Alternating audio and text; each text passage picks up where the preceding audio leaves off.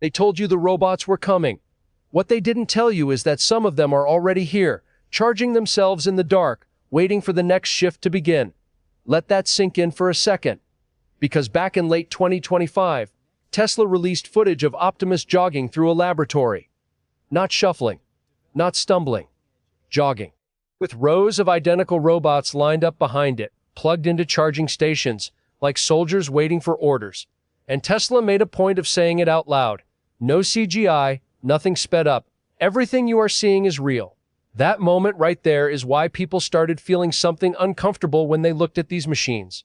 Because it stopped looking like a science fair project and started looking like the beginning of something much larger. So let's actually dig into what Optimus can do today, what it cannot do, and why the gap between those two things matters more than any headline will tell you. The second generation of Optimus already walked 30% faster than its predecessor. It could squat, pick up eggs without crushing them, fold clothes, sort objects, and navigate to its own charging station using rear-mounted cameras when its battery ran low. Think about that last one for a moment. The robot detected its own energy level, found the charger, backed itself in, and plugged itself in autonomously. That is not a party trick.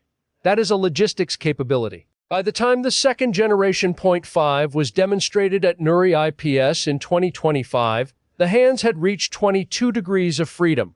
Human hands have roughly 27. Tesla was closing the gap in real time, in public, while most people were still debating whether any of this was even real. Then came the third generation reveal in early 2026. Running. Controlled, balanced, real-time running with posture correction happening in the background. Agility described by Tesla's own engineers as roughly equal to an agile human.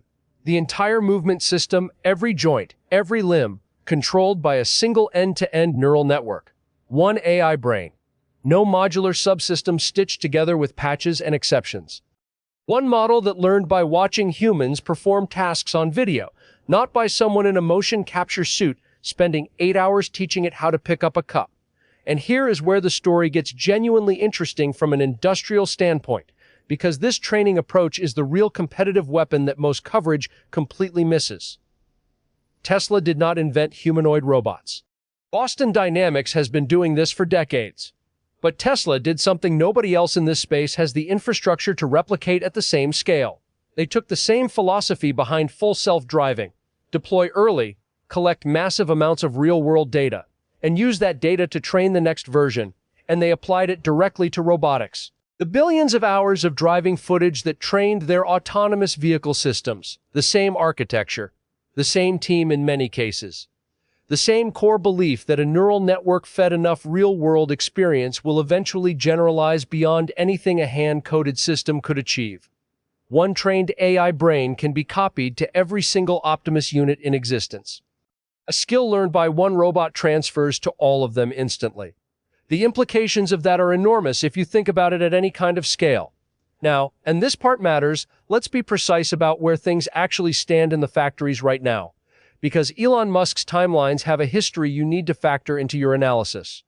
In June of 2024, Musk claimed 2 Optimus units were performing tasks autonomously inside a Tesla facility. In January of 2025, he said 10,000 robots would be operational by the end of the year doing useful work. Then in January of 2026, he admitted that no Optimus robots were yet doing useful work, that the program was still in research and development, still performing only basic tasks, and still requiring heavy teleoperation for anything complex. Production had reached a few hundred units by mid-2025, nowhere near the 5,000-unit target.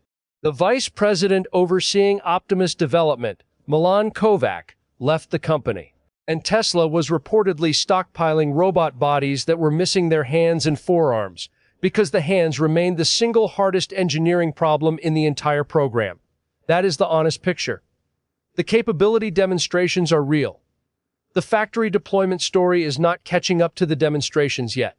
But here is where a smart analyst has to be careful about writing this off too quickly, because the competition landscape tells a more complicated story. Figure AI has a commercial agreement with BMW and has tested its Figure 02 robot inside a real production environment in Spartanburg, South Carolina. Boston Dynamics launched an electric version of Atlas with 56 degrees of freedom. capable of lifting 110 pounds, running a behavior model trained in partnership with Google DeepMind, and is actively deploying with Hyundai. And then there is the part that almost nobody in American media is talking about loudly enough. Chinese companies, led by Unitree and Agibot, shipped approximately 10,000 humanoid robots in 2025 alone. 10,000.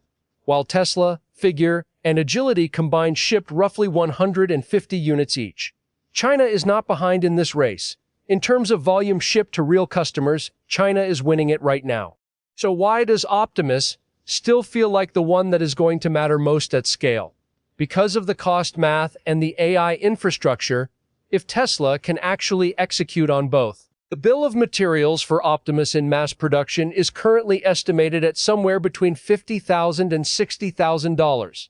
The average annual cost of a human factory worker in the United States is approximately $49,000. If you can build a robot that works around the clock, does not require benefits or sick days, and costs less than 1 year of human labor to manufacture, the payback period on that investment is just over 1 year. At that point, the economics of manufacturing do not gradually shift. They break.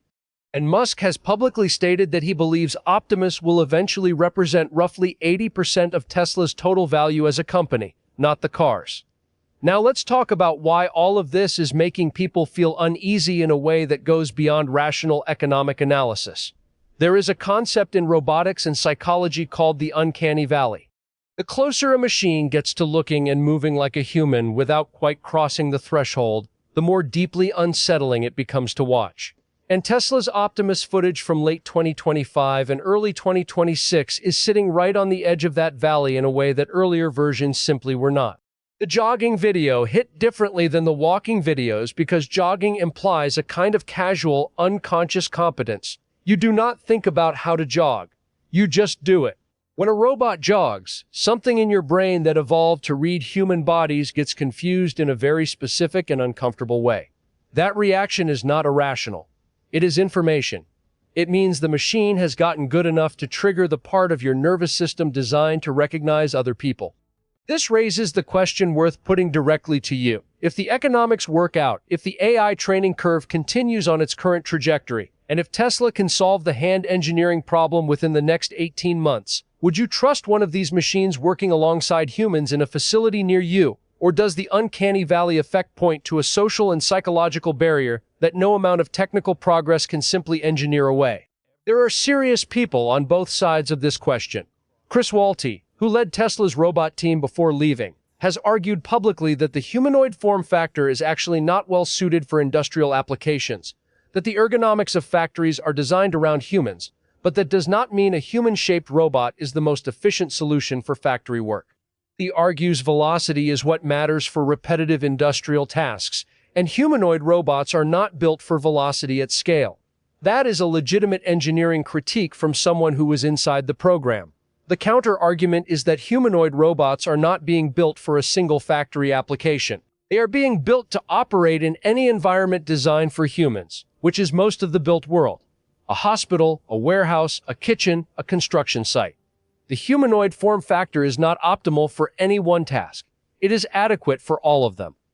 And adequate at scale, at $50,000 per unit, with an AI brain that gets smarter every time any unit in the fleet learns something new, may be more disruptive than optimized. We are not at the finish line. The robots are not replacing your warehouse colleagues next quarter. The engineering gaps are real, the production delays are documented, the cost targets require a 4 times reduction from current levels to hit the $25,000 figure Musk has floated. The battery runtime is still limited. The actuators depend on rare earth magnets from China, a supply chain that became significantly more complicated under recent trade policy. And the most important single milestone, a robot completing a full shift of genuinely useful factory work without supervision, has not happened yet as of early 2026. But 60 years of robotics research did not plateau. It accelerated. And Tesla, whatever you think of the timelines Musk announces, has plugged that research into an AI training engine that no other robotics company on Earth has access to at the same scale. The dedicated Optimus manufacturing facility at Giga, Texas broke ground in May of 2026. If that factory hits its production targets, The numbers entering service in 2027 and 2028 will not look like the hundreds being discussed today. They will look like a different industry. For anyone building a business that depends on human labor, for anyone whose job exists inside a physical environment designed for human bodies, this is not a story to monitor from a distance. This is something to understand deeply, right now, before the economics make the decision for you. To stay ahead of what is actually coming in the industrial and technological landscape, not the headline version but the engineering reality underneath it, join us here. Because the machines are learning, and they are learning faster than most people are being told.